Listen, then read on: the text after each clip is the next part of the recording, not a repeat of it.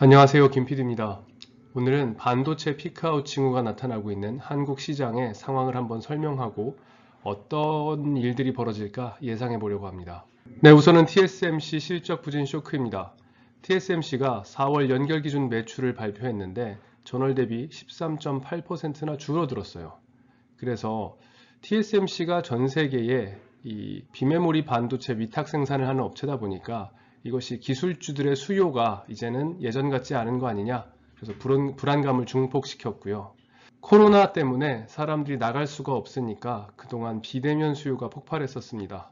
학교를 가지 못하고 직장에 나가지 못하니까 노트북으로 원격 회의를 하고 원격 교육을 듣고, 그리고 집에서 넷플릭스 같은 걸 보는 게 일상화되다 보니까 이쪽에 대한 투자도 늘어나고 이런 것들이었죠.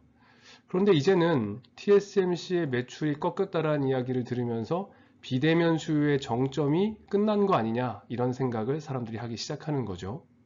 더불어서 이러한 생각을 확신에 가깝게 만들었던 이벤트가 뭐냐면 대만의 PC 밸류 체인에서 매출 증가율이 훅 떨어지는 사건입니다. 여기 보시다시피 이 작년 기준 Y on Y죠. 그래서 작년 기준으로 봤을 때 이제는 성장률이 매출 증가율이 쭉 정점 찍고 훅 빠지는 게 나타나면서 이제는 피크아웃이다, 가장 정점은 이미 지난 거 아니냐라는 생각을 하게 만드는 거예요. 노트북 같은 경우도 이게 ODM이니까 생산자가 디자인까지 다 해가지고 브랜드사에 납품하는 매출인데 이게 연간 증감률로 봤을 때 정점 찍고 0으로 훅 떨어지는 모습이 나타나고 있습니다. 스마트폰 시장에서도 출하량 감소가 나오는데 이건 의견이 조금 다르죠. 인도 같은 경우는 갑자기 확진자가 훅 늘면서 그 영향을 받는 게 있고, 중국 시장 스마트폰 같은 경우에는 디스플레이 구동칩이나 AP 같은 것의 수급이 원활하지 않으면서 스마트폰 시장의 증감률이 떨어지는 부분들이 분명히 있습니다. 하지만 이런 것들 모두가 이 반도체에 대한 수요들, 특히 메모리 반도체 같은 경우에는 수요가, 이 공급이 부족하지 않음에도 불구하고 비메모리 반도체가 부족해서 수요가 줄어드는 현상들이 나오는 거죠. 이러한 반도체의 피크아웃은 단순히 반도체만의 문제가 아니라 한국 시장 전체가 정점을 찍고 내려오는 건 아닐까라고 하는 의구심을 낳게 만듭니다. 왜냐하면 2016년 이후에 이 반도체 섹터와 코스피는 상관계수가 0.83이나 돼요. 이게 인과관계가 아니니까 반도체가 오르고 내린 게 코스피를 오르고 내리게 만들었다라고 볼 수는 없지만, 반도체가 내리거나 올라가는 타이밍에 코스피가 동행하는 경우가 굉장히 높다라고 설명할 수 있거든요.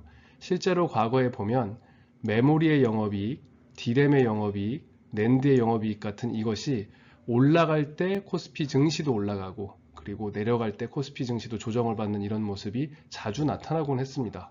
그러다 보니 이 반도체발 피크아웃이 코스피의 피크아웃을 의미하는 건 아니냐라고 하는 우려도 있는 것이죠. 실제로 삼성전자의 주가와 반도체 수출 증가율 추이를 보면 주가가 약간 더 선행하는 모습을 보입니다. 그러니까 현재 보면 4월에 이어 5월도 수출에 서프라이즈가 나오고 사상 최대치를 갱신하고 있는데, 그러면 이렇게 수출이 잘 되는데 무슨 주가 걱정이야 라고 생각할 수 있지만 이것이 정점은 아닌가 생각해 봐야 될 타이밍인 거죠. 실제로 수출 증가율이 약 5개월 후행하니까요. 그래서 지금 삼성전자가 한때 8만 전자도 깨지고 7만 원대까지 가기도 했는데 이것이 피크아웃의 징조는 아닌가, 그런 생각을 하게 만듭니다. 정리하자면 대만 반도체 업계에서 TSMC 매출 쇼크가 일어났고 대만 PC 증가율도 하락세로 반전했습니다. 스마트폰에 있어서는 메모리를 상당히 많이 사용하는 쪽인데 중국과 인도, 세계 가장 인구가 많은 두 나라에서 출하량이 급감하고 있습니다. 그러다 보니 한국의 높은 반도체의 상관계수를 생각할 때 한국 주식시장이 대세 하락하는 타이밍에 들어선 건 아닌가 경계해야 될 때가 온 것 같고, 이제 코로나 때 안 팔리던 것들이 다시 막 팔리는 기저효과는 소멸하고, 이제 그동안 그 주식을 부양했었던 많은 재정정책, 통화정책은 정상화의 과정에서 약해질 것이고, 이런 것들을 본다면 주식시장은 슬슬 정점을 향해 가거나 어쩌면 우리가 있는 지금이 정점을 살짝 넘어서고 있는 지점은 아닌가 하는 리포트입니다.